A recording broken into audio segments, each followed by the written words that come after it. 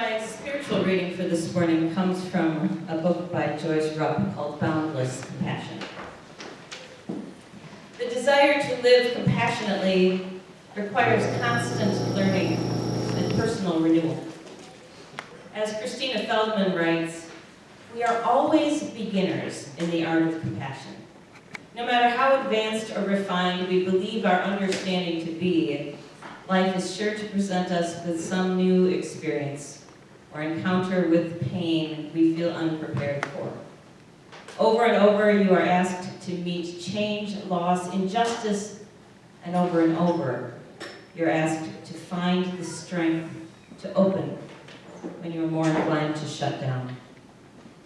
There is nothing wimpy or starry-eyed about this essential Christian virtue.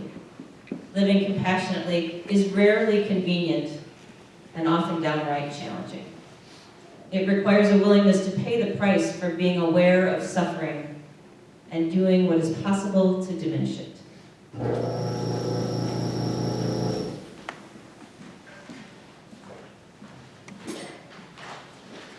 The scripture reading this morning is from Matthew chapter 9, verses 9 to 13.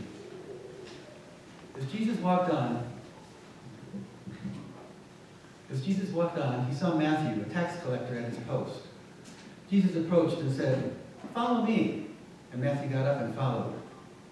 Now it happened that while Jesus was at table in Matthew's house, many tax collectors and notorious sinners came to join Jesus and the disciples at dinner.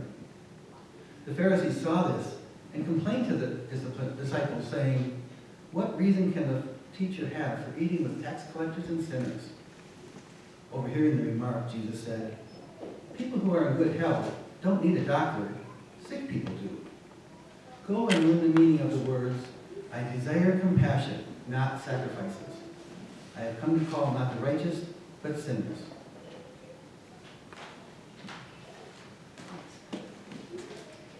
Would you pray with me?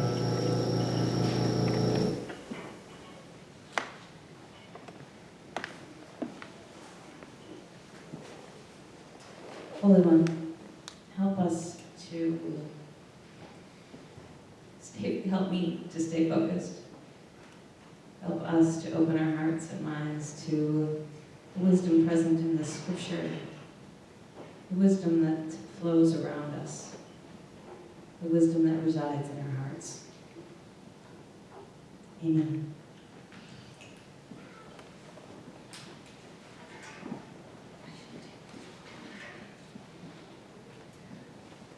So compassion seems like something that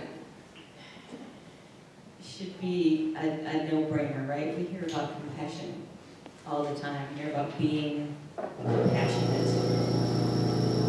And yet I think what Joyce Rupp said in her book is very true, that it's something we have to continue to learn and to continue to work on, that it makes sense to bring it constantly back to awareness.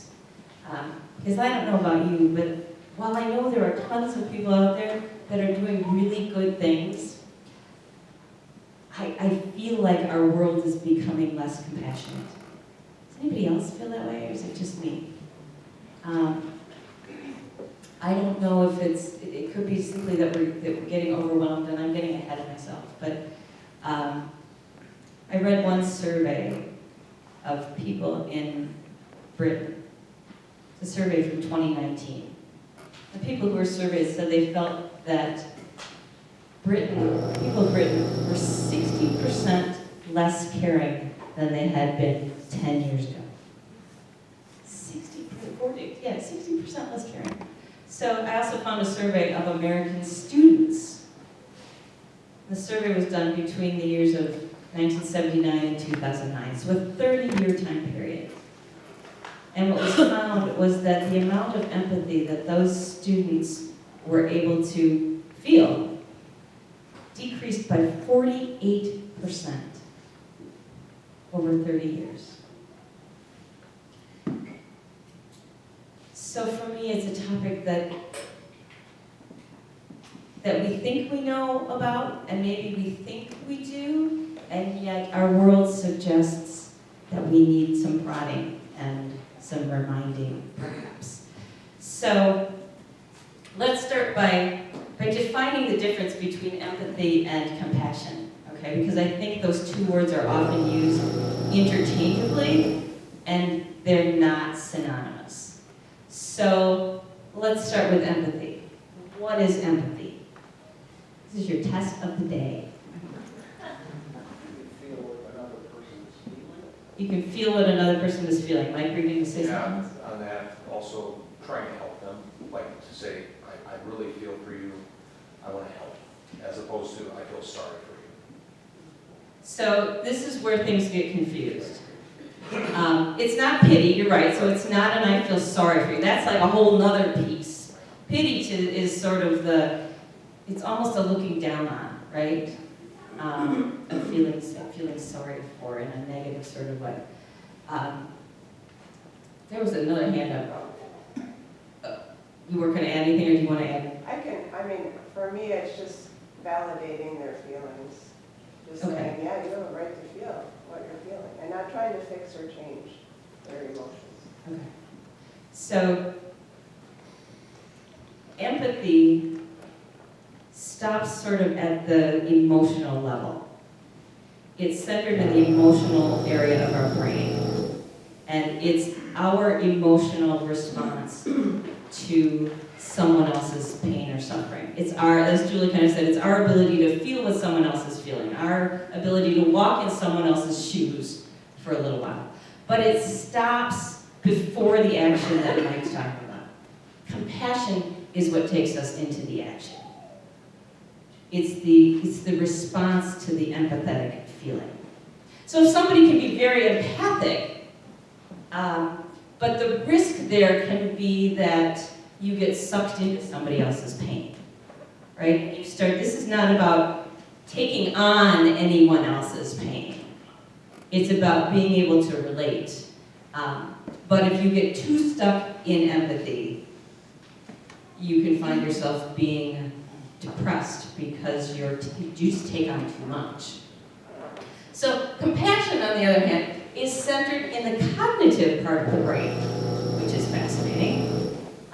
So it's our ability to take that empathy and to do exactly what Mike said and say, okay, now let's process that and see if there's something I can do in response to that identification with somebody else's suffering.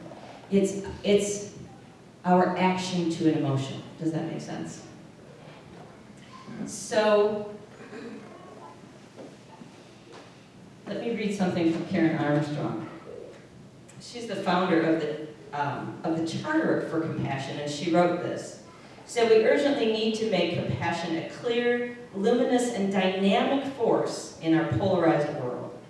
Rooted in a principled determination to transcend selfishness, compassion can break down political, dogmatic, ideological, and religious boundaries. Born of our deep interdependence, compassion is essential to human relationships and to a fulfilled humanity. If we can all work on this, first of all, feeling of empathy, but then responding to it, it takes us out of the polarization that we're feeling in our society. Because it starts to put us on a different level of trying to bridge the gap that is so huge today. You know, I talked with the kids about doing unto others as you would have them do unto you. And that's almost the core ingredient of compassion, that doing piece, what you would have someone else do unto you. A lot of people think that originated with Jesus, and it did not. It originated like a long time before Jesus, like 500 years before Jesus, 1,000 years before Muhammad and Islam. It originated with Confucius, who was a Chinese sage and philosopher. One day somebody asked him which of his teachings would he recommend that his disciples practice tenaciously, all day, every day. And his response was that they should practice what he called shu, S-H-U, which is often translated as consideration. But the way he described it was to never do to somebody else what you don't want them to do to you. And he said that when this is practiced constantly, which is a really, really, really hard thing to do, right? When that's practiced consciously, all day, every day, then that person becomes a jinzu, which is a fully mature human. Isn't that interesting?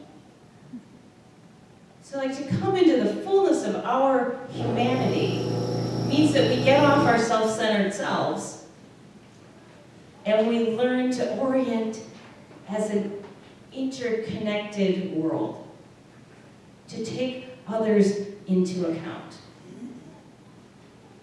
So, not always easy. I started thinking about this concept of this decreasing level of empathy and compassion in our world.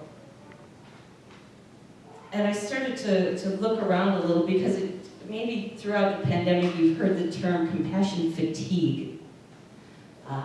That's like a thing. It's like a real thing, compassion fatigue, but there's also compassion fade.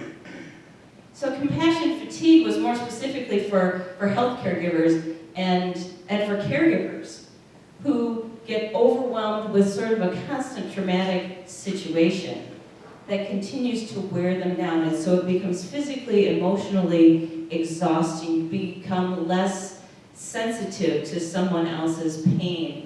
You become less able to think, to cope, you become depressed. There's sort of a list. You can go online and you get the whole list of compassion fatigue as a health caregiver or a caregiver. Then there's this concept of compassion fade, which I'd never heard of before. But it's fascinating because it says our brains can really only process so much suffering, basically. It says that our brains, when confronted with suffering, if it's an individual person, we can process it pretty well and deal with it. But if it's multiple people, our brains just want to kind of shut down and shut it out. So if it's an individual, we're more apt to respond in a compassionate, caring, helpful way than if it's a bunch of folks. Also, if it's an identifiable individual, we're more apt to respond in a caring, kind, helpful way than if it's an unidentified or unidentifiable victim or person. So the classic example of this was, do you remember a couple of years ago there was a picture that the media sent around of a little 3-year-old boy who was dead on the beach. He had drowned, was trying to come to the US with refugees, and he was being picked up. Do you remember that at all? It was all, some of you do, it was all over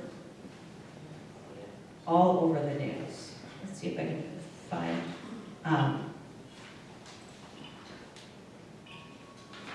Because I lost.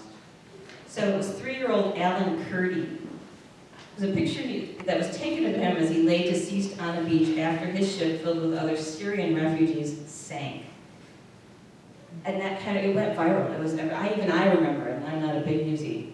But less than a year later, there was a ship that sank with 700 refugees on it, and there was very little media attention given to it. 700 people.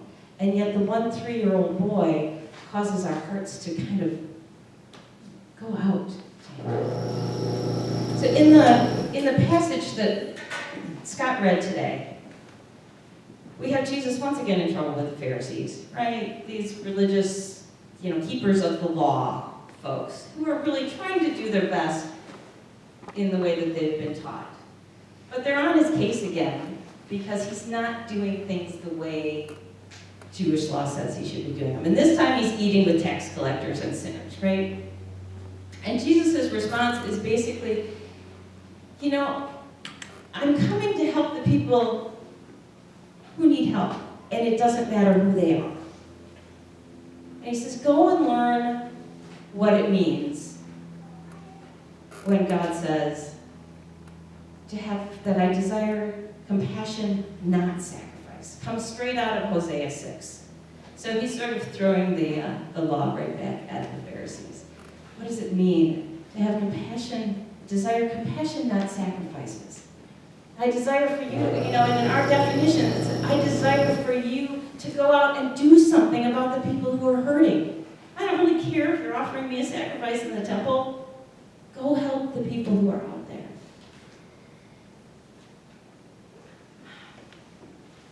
So, interestingly enough, that one verse in our Inclusive Bible is translated compassion. But the New International Version translates a whole bunch of other passages in Matthew as compassion that this Inclusive Bible doesn't. The words that it's translated as are, Jesus' heart went out to them. Or his heart was moved by them. There's one that says he was moved by pity, which I don't like a whole lot. Because again, that's the looking down piece. But it's kind of a neat way to think of compassion, is that our heart is moved, and it's moved to do something, right? So in each case, he's moved to do something, to befriend the tax collectors and sinners, to heal someone, to touch someone, to accept someone. It's an allowing vulnerability of ourselves, which we don't like to do. So the question becomes, how do we get there more? So in the research that I did this week, I discovered that as adults, we can be trained to be more compassionate. I wasn't sure if it was like a nature or nurture sort of thing, right? But what the Center for Healthy Minds in Madison, at the University of Wisconsin-Madison, discovered in a 2013 study is that adults can be trained to be more compassionate. And so they did this study where one group actually did, I'm sure maybe you did it in Jerry's meditation class. It's sort of a loving kindness meditation. It's an ancient Buddhist practice, a meditation where you're sending out thoughts of wellness and health and goodness to other folks. And then they had another group that was using something whose name I'm forgetting. It was basically cognitive reappraisal. That's why I can't remember it. It's a technique where people learn to reframe their thoughts to be less negative. So each group spent 2 weeks doing a 30-minute internet instruction every day. And at the end of it, they did an internet game that gauged which ones were more compassionate. And it showed that the folks who did the meditation, the compassion meditation every day, were more compassionate. And they did MRIs on their brains before and after. And they found that the folks who had, who were more compassionate when they were viewing pictures of suffering had a bigger change in their brain. So the lead author of the article basically said, you can increase your compassion muscle, basically, by practicing it. And I think it's something that can be done. We're gonna do the exercise. Because how can you increase your compassion muscle if I don't tell you how to do it? So it's maybe a 5-minute meditation, guided meditation, and it's very simple. But I find that the pieces of it, I can do when I'm driving my car. I can do when I'm standing in line. I can do when I'm drinking my tea in the morning. You can do it as the full-fledged meditation, but I do also believe that you can just simply do pieces of it, perhaps when we need it, and we're finding that we're being less compassionate than we perhaps like to be, right? So, I hope you're all willing to play along. I would encourage you, if you have things in your hands, to put them down, to put your feet on the floor, to rest your hands comfortably in your lap. You can either find a focal point in front of you somewhere to look at, or you can simply close your eyes. But take a moment or two to take a deep breath. To find your breath, to focus on it. And allow your attention to rest there for a moment. Notice how your body willingly, without question or reserve, accepts and welcomes the inhale. And how without resistance, fear, or lack, releases the exhale. Embrace this quality of acceptance as you begin to expand your awareness beyond breath. And bring to mind someone for whom you have great affection. This person, or perhaps it's a pet, is someone you love unconditionally, and they in turn adore you. When you imagine their face, their voice, it opens your heart. Notice how this feels. Perhaps it's a warm sensation all over, or a wave of contentment, tenderness, and peace. Embrace and absorb these sensations. And now, with this person or pet in mind, extend the feelings of warmth and love you have generated out to them, while mentally repeating this wish for their well-being. May you find happiness. May you be healthy and safe. May you live with joy and ease. Immerse your mind and heart in these feelings of caring and kindness. Hold this sense of compassion while repeating your wish for them again. May you find happiness. May you be healthy and safe. And may you live with joy and ease. See them in your mind's eye, receiving the benefits of your wish. Now bring to mind a person who plays a neutral role in your life. Maybe you see them during the day but don't really know or have a relationship with them. Perhaps it's someone who you pass in the hall at work or school, or someone you see while running your errands. Keep this person in mind. Call up the same warm and caring sensations that you just experienced for the one you love. And with ease in your mind and heart, extend a sincere wish to this person for their well-being. May you find happiness. May you be healthy and safe. And may you live with joy and ease. As you repeat this wish, visualize them receiving the benefits. May you find happiness. May you be healthy and safe. May you live with joy and ease. Next, bring someone to mind who you find somewhat challenging or difficult. Someone who you may find a little harder to relate to. I invite you to step back from these differences and recognize that this person, like you, like all of us, has the same needs and vulnerabilities. The need for health, for safety, and happiness. The need for care and support of those we love. While holding the thought or image of this more challenging individual in your mind, recall again the sensation of deep caring you felt for your loved one. And from this place of compassion, extend a sincere wish for well-being to this individual. May you find happiness. May you be healthy and safe. And may you live with joy and ease. You may feel some resistance. Don't judge this. See if you can continue to open your heart and mind, visualizing this person receiving the benefits of your kindness. May you find happiness. May you be healthy and safe. and may you live with joy and ease.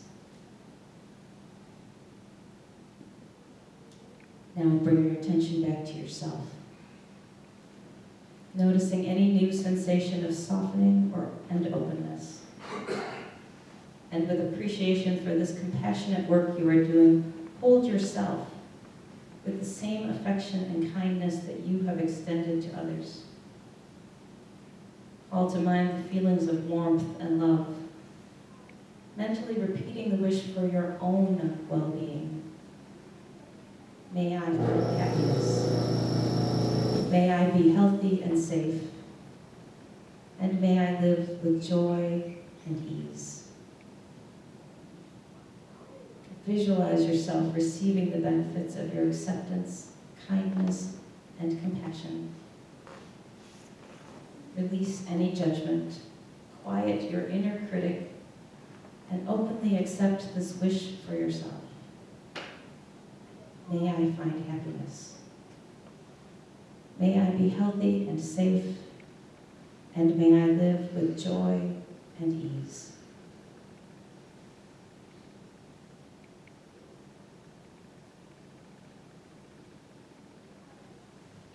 Embracing these feelings of warmth and kindness that you have generated, allow your attention to return to your breath, imagining that you are breathing in kindness, compassion, and caring. And with an exhale, extend your wish for well-being to everyone you may interact with, to your friends, your community, and beyond, reaching out as far as you can imagine. May we all find happiness. May we all be healthy and safe.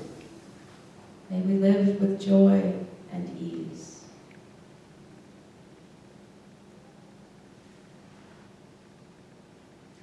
When you're ready, take a deep, intentional inhale.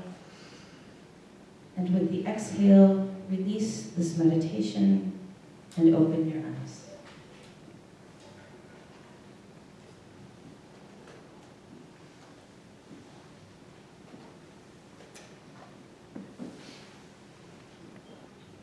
I hope you can see how just even taking one little piece of that, to toss a little bit of love and kindness to someone when you're in the midst of a busy day, helps to reorient the way we think. And perhaps it helps to build our compassion muscle in a world where compassion seems to be going out the window. I know you all are wonderful, kind, loving, caring people, and do your best to be compassionate. Take the time to fill up with a meditation like this. Take the time to be compassionate to yourself. That's about it. That's all I got. Amen.